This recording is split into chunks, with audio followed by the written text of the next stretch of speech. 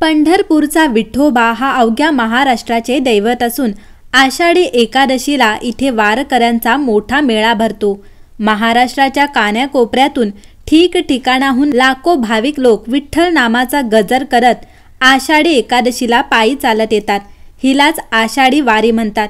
विठ्ठलाचा नामघोष करत अनेक वारकरी पायी या ठिकाणी अगदी भक्तिभावाने येऊन पोहोचतात। चंद्रभागे स्नान करून विठ्ठलाचे दर्शन घेतात। आषाढीला या दिवशी पंढरपुरात शेगाव येथून पूर्ण ब्रह्म अधिकारी श्री संत गजानन महाराजांची, तर आळंदीहून ज्ञानेश्वरांची, देहूहून तुकारामांची, त्र्यंबकेश्वराहून निवृत्तीनाथांची, पैठणहून एकनाथांची, उत्तर भारतातून कबीराची पालखी येते। या दिवशी वारकरी संप्रदायात उपवास करण्याचे विशेष महत्त्व आहे। दर आषाढी एकादशीला वारकरी संप्रदाय वारी घेऊन पंढरपुरात येण्याची परंपरा 800 वर्षापेक्षाही अधिक काळापासून सुरू असल्याचे सांगण्यात येते। आषाढी एकादशी म्हणजे आषाढ महिन्यातील एकादशी तिथी। आषाढ महिन्यात किमान 2 एकादशी असतात। आषाढ शुद्ध एकादशी आणि आषाढी वद्य एकादशी अशा 2 एकादशी या महिन्यात असतात। आषाढ महिन्यातील शुक्ल पक्षातील एकादशीला देवशयनी आषाढी एकादशी म्हणतात। हा दिवस धार्मिक आणि आध्यात्मिक दृष्ट्या महत्त्वाचा मानण्यात येतो। या दिवशी देव निद्रिस्त होतात अशी समजूत आहे। आषाढी एकादशीच्या व्रतामध्ये सर्व देवतांचे तेज एकवटलेले असते असा समज आहे। म्हणून सर्व व्रतांमध्ये आषाढी एकादशीच्या व्रताला अनन्यसाधारण महत्त्व आहे। पंढरपूरला अदृश्य भगवंताच्या अस्तित्वाचा पुरावा मिळतो। तसेच वैकुंठ भूमीच्या आधीपासूनच पंढरपूर अस्तित्वात आले असा लोकांचा समज आहे। म्हणूनच पृथ्वीवरील सर्वात पुरातन अशा तीर्थक्षेत्राचा पंढरपूर असा उल्लेख केला गेला आहे। मंडळी, आषाढी एकादशीला व्रत उपवास करण्याची पद्धत आहे। काही लोक निर्जळ तर काही उपवासाचे पदार्थ खाऊन व्रत ठेवतात। एकादशीच्या आदल्या दिवशी अर्थात दशमीच्या दिवशी एकभुक्त राहून एकादशीला पहाटे उठून स्नान करून तुळस वाहून विष्णू पूजन करावे। हा दिवस संपूर्ण उपवास करावा। रात्री हरिभजन करत जागरण करावे। विठ्ठल नामाचा जयघोष करत संपूर्ण दिवस देवाच्या नामस्मरणात घालवावा। आषाढ शुद्ध द्वादशीला वामनाची पूजा करून पारणे सोडावे। या दोन्ही दिवशी विष्णू देवाची पूजा करून अहोरात्र तुपाचा दिवा लावावा। मंडळी, आषाढी एकादशीचे महत्त्व असे की एकेकाळी भगवान शंकर यांनी प्रसन्न होत मृदुमान्य नावाच्या राक्षसाला इतर कोणाकडूनही न मरता केवळ एका स्त्रीच्या हातून मरशील असा वर दिला होता। या वरामुळे मृदुमान्य हा राक्षस खूपच उन्मत्त झाला आणि त्याने आपल्याला कोणतीही स्त्री मारू शकत नाही असा मनात विश्वास ठेवत देवांवर स्वारी केली। त्यामुळे अन्न देवानी शंकराकडे मदतीसाठी धावा केला। पण वर दिल्यामुळे शंकर भगवान यांनाही काहीही करता येत नव्हते। पण त्याच वेळी देवाच्या श्वासातून एक देवी निर्माण झाली आणि तिने मृदुमान्य राक्षसाला ठार केले। तसेच या मंगलमय दिवशी तुफान पाऊस पडत असल्याने सर्व देवतांनाही स्नान घडले। तसंच सर्वजण राक्षस मरेपर्यंत गुहेत लपून राहिल्याने या दिवशी त्यांना पूर्ण दिवस उपवास घडला होता। या देवीचे नाव होते एकादशी आणि त्याचमुळे या दिवशी एकादशीचा उपवास करण्याचा प्रघात पडला। शास्त्र आणि वेदानुसार जी व्यक्ती या दिवशी भगवान विष्णूसह एकादशी देवीची मनोभावे उपासना करतो त्यांना पापातून मुक्तता मिळते असा समज आहे। तसंच उत्तरोत्तर प्रगतीसाठी आषाढी एकादशीची उपासना कामी येते असाही समज आहे। तसेच आणखीन एका कथेनुसार युधिष्ठिराने विचारले, केशवा, आषाढ शुक्ल पक्षातील एकादशीचे नाव काय? त्या दिवशी कोणत्या देवाची पूजा करावी व त्या व्रताचा विधी कसा ते मला सांगा। श्रीकृष्ण म्हणाले, हे पृथ्वीचे पालन करणारा राजा, जी कथा पूर्वी ब्रह्मदेवाने नारदाला सांगितली तीच आश्चर्यकारक कथा मी तुला सांगतो। नारदाने विचारले, पित्या ब्रह्मदेवा, आषाढाच्या शुक्ल पक्षातील एकादशीचे काय नाव आहे व तिचे महात्म्य काय ते मला सांगा, कारण मला विष्णूची आराधना करायची आहे। ब्रह्मदेव म्हणाले, कलियुग आवडणाऱ्या मुनिश्रेष्ठा, तू चांगले विचारलेस। तू खरोखरच वैष्णव आहेस। त्रैलोक्यामध्ये एकादशीसारखे दुसरे पवित्र व्रत नाही। हे व्रत पुण्यकारक असून ते पापांचा नाश करते व सर्व इच्छा पूर्ण करते। ज्या मनुष्याने जन्माला येऊन हे व्रत केले नाही त्यांना खरोखरच नरकाची इच्छा आहे असे समजावे। आषाढ महिन्यातील शुक्ल पक्षातील एकादशी पद्मा किंवा शयनी या नावाने प्रसिद्ध आहे। ऋषिकेशाच्या प्रीतीकरता या एकादशीचे उत्तम व्रत जरूर करावे।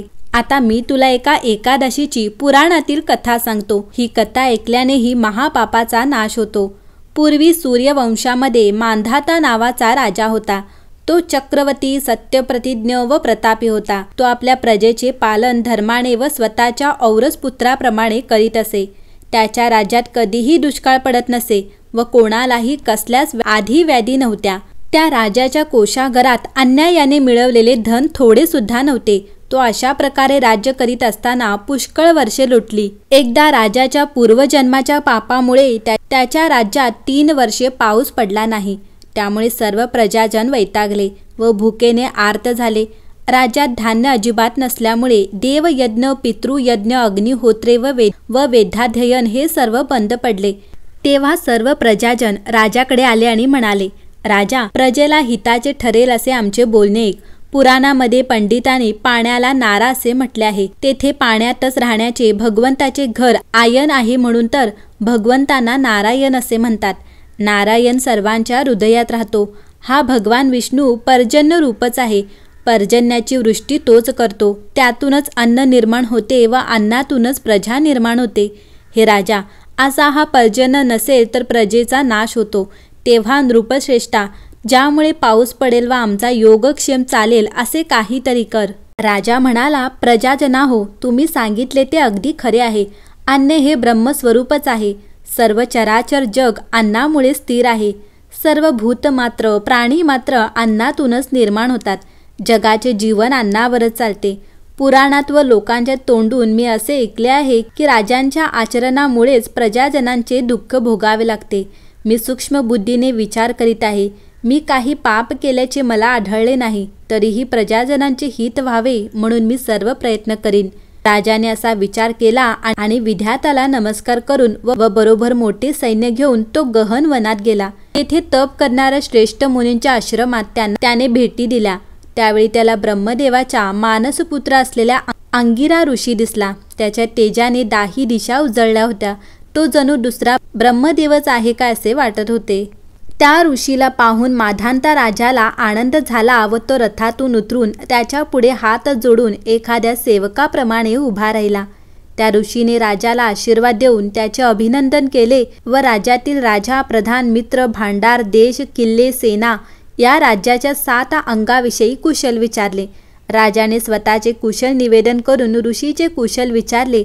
नंतर ऋषीने राजाकडे वनात येण्याचे कारण विचारले। मुनीला ते कारण सांगताच राजा म्हणाला, मुनीश्रेष्ठा, मी स्वधर्माप्रमाणे पृथ्वीचे पालन करीत होतो, तरीही माझ्या राज्यात अनावृष्टी का व्हावी याचे कारण मला समजत नाही।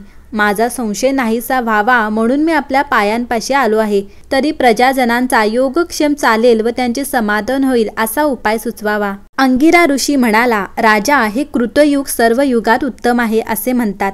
या युगात ब्राह्मण धर्म प्रधान आहे आणि धर्माचे 4 चरण संपूर्ण आहेत।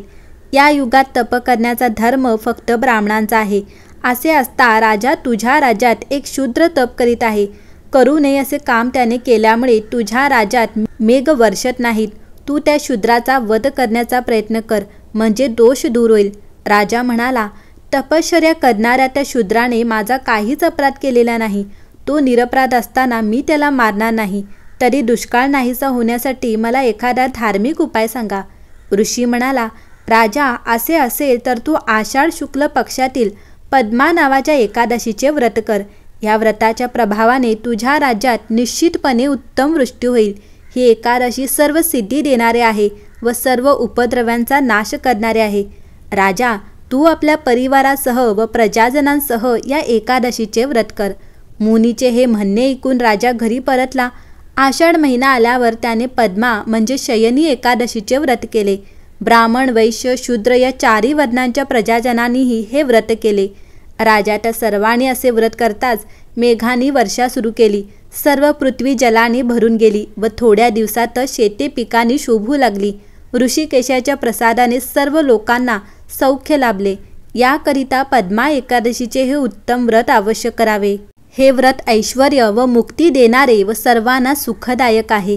या एकादशीचे महात्म्य वाचल्याने किंवा ऐकल्याने मनुष्य सर्व पापातून मुक्त होतो. याप्रमाणे ब्रह्मांड पुराणातील पद्मा एकादशीचे महात्म्य संपूर्ण झाले. श्री कृष्णार्पणमस्तु.